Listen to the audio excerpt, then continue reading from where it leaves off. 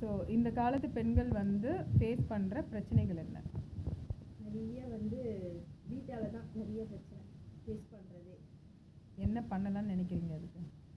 அதுக்கு என்ன பண்ணலாம், முக்கியமாக வந்து தைரியம் ரொம்ப முக்கியம். எதுக்குமே துணிச்சலாக இருக்கணும்.